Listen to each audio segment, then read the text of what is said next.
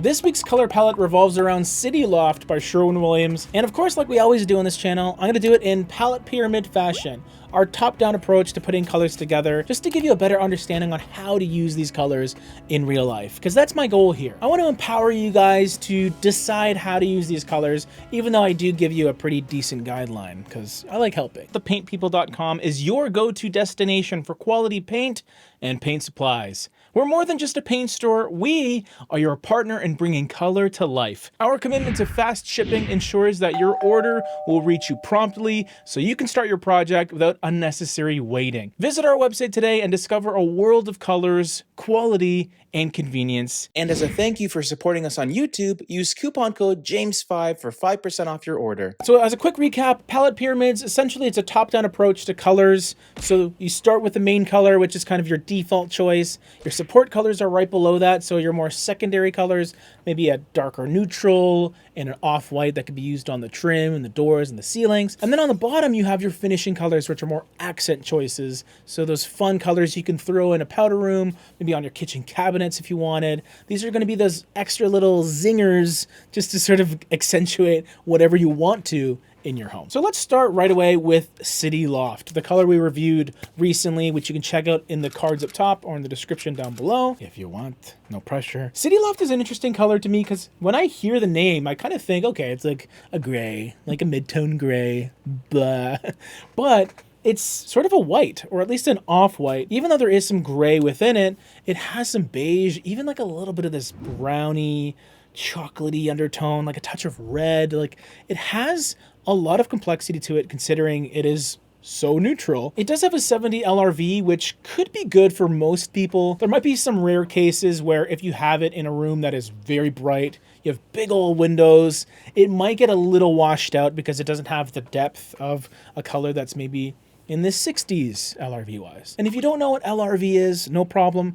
It's essentially a percentage of light reflectance. The higher the number, the brighter the color is. So 70 is, a 70 out of 100. Pretty bright, but also not overly so where it's just going to look like a stark white. There is some coloration to it, and I think it's quite nice. So what are the other colors that go with it in this palette pyramid? You've heard me talk about City Loft if you watch the review. Our support color is right below, starting with our white paint color, which is extra white. I do think you have a few options here. You can maybe lean towards the warmer side of things or the stark bright side of things.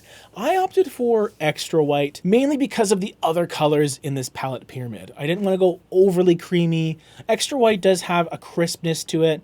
It is cooler leaning. It does have the slightest hint of a cool green undertone, but it really doesn't present itself as a problem, especially when it's used exclusively on things like trim and woodwork. It has an 86 LRV, so quite a bit brighter than City Loft, bright enough to have a nice level of contrast. I usually like to have at least a 10 LRV difference between walls and trim, just to give you some noticeable contrast.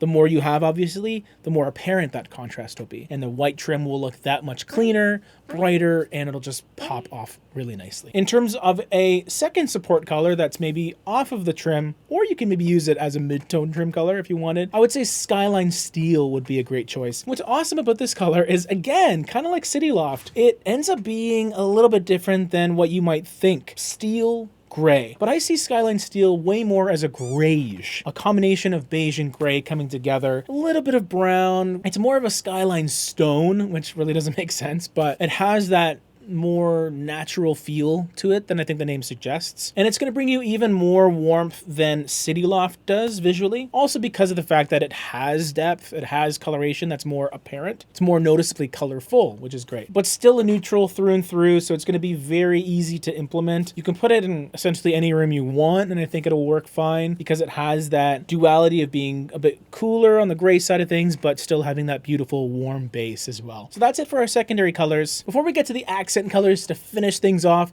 I do want to remind you that we offer custom color palettes to our customers, whether you need a 3-color palette for a room, 6 colors for a floor, or 12 colors for an entire home. No matter the project size, we can do a color palette pyramid for you. As always, I'll have a link in the description down below if you want more information. If you want your own palette pyramid, custom made by me, presented to you with a nice little personal video from myself as well. I love doing them, so keep sending them to me. They're great. So starting things off, the first finishing color is Stone Lime. Lion. So this sort of continues the trend we've been seeing with Skyline Steel. Another grayish leaning color, but more depth, more warmth. Almost has a little bit of that espresso crema, like the very top of an espresso. That sort of coloration kind of creeps in the undertones. A beautiful little bit of gold and tan mixed in. It's just a color that brings in a lot more richness, and it really does commit to the warm side of things. You could say there is maybe the slightest hint of green as an undertone, but it is subtle, so I wouldn't be too bothered by it if you're not into green. Don't know why you wouldn't be, but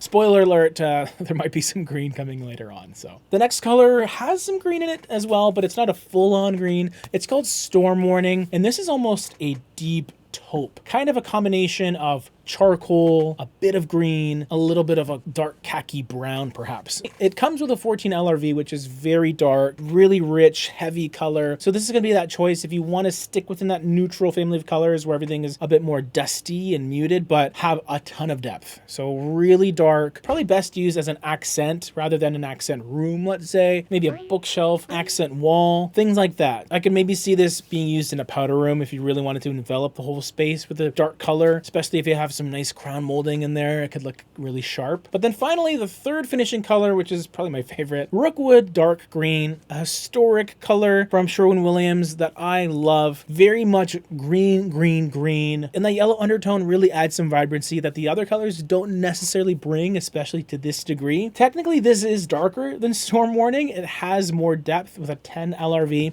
but I find in actual real life use cases, this color feels a bit more energetic and lively than Storm Warning because it does have that zingy warmth, that saturation that really livens it up. And the more light you feed this color, the more you'll see that. So really beautiful color, and I think you needed it with all the other neutrals we talked about earlier. Here's the palette pyramid all together. Please let me know what you think. And if you want your own custom palette pyramid, check out the description. We have another video right over here.